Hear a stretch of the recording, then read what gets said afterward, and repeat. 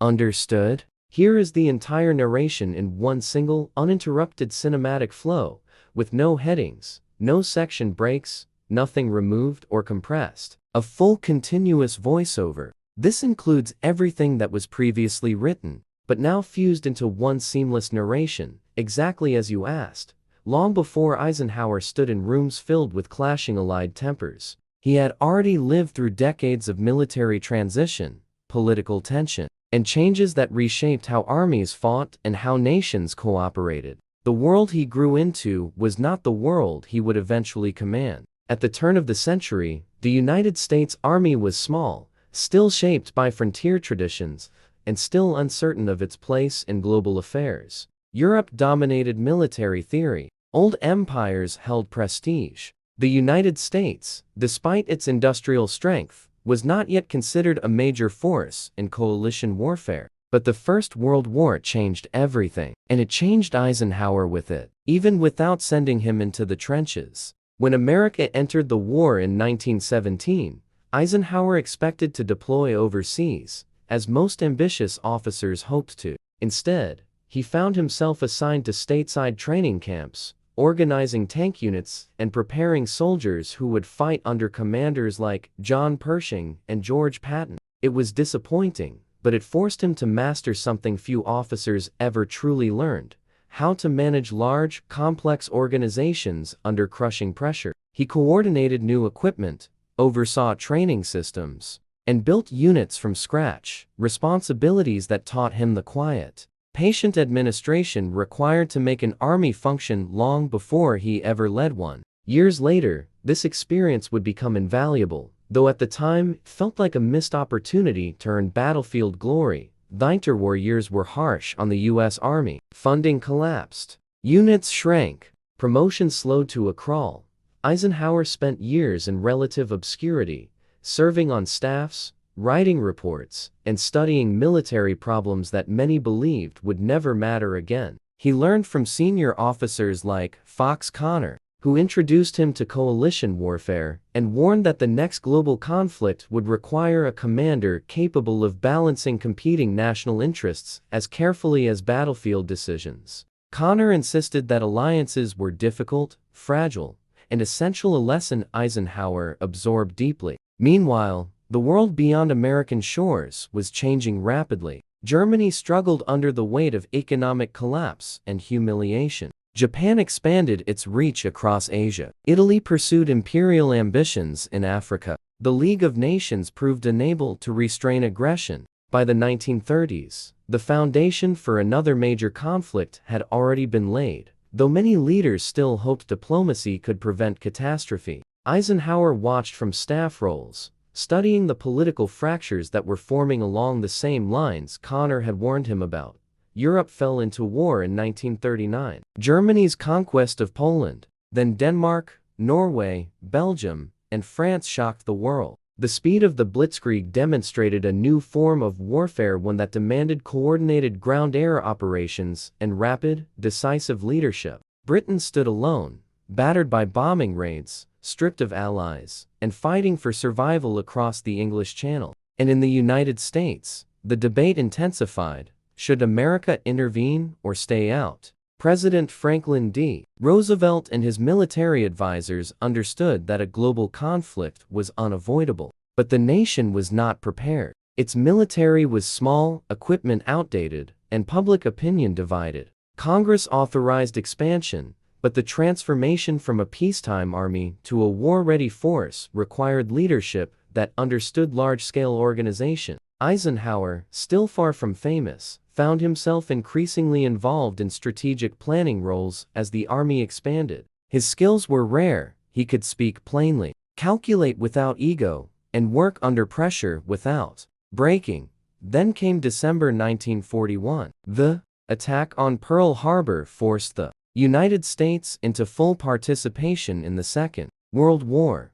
The nation mobilized on an unprecedented scale. Factories shifted to wartime production. Training camps filled with soldiers. New commanders rose quickly, chosen for competence rather than seniority. Eisenhower, serving under General George Marshall in Washington, became one of the officers responsible for coordinating global strategy. It was in this role that Marshall recognized what many had overlooked: Eisenhower's ability to handle impossible tasks with calm efficiency. The Allies faced a strategic dilemma. Britain wanted to strike in the Mediterranean, attacking Germany's weaker southern flank. The Soviet Union, already suffering devastating losses, demanded an immediate second front in Western Europe to relieve pressure. The United States, new to the war, debated how quickly it should commit forces. The coalition, though united in purpose, was fragmented in strategy. Every nation had its own priorities, its own fears, and its own political pressures.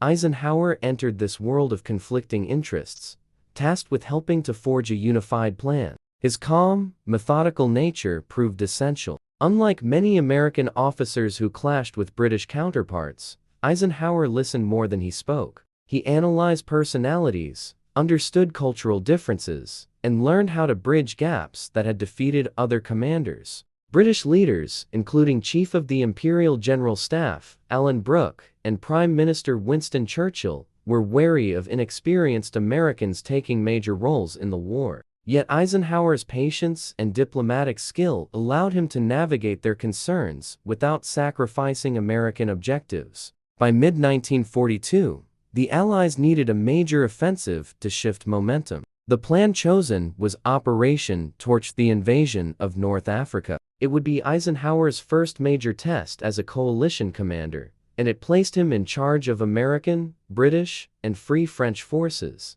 This decision alone marked a significant shift. For the first time in the war, a relatively unknown American general would command a multinational force in a major theater. Why him? Because Marshall trusted him. Because Churchill respected his temperament. Because French leaders saw him as neutral and therefore acceptable. Because British commanders, who disliked many Americans, found Eisenhower tolerable, patient, and rational. And perhaps most importantly, because no other American officer had demonstrated the ability to coordinate such a complex alliance without letting ego get in the way. Operation Torch revealed the immense difficulty of coalition warfare. The landings in Morocco and Algeria faced mixed resistance. French forces were divided between those loyal to Vichy France and those hoping to join the Allies.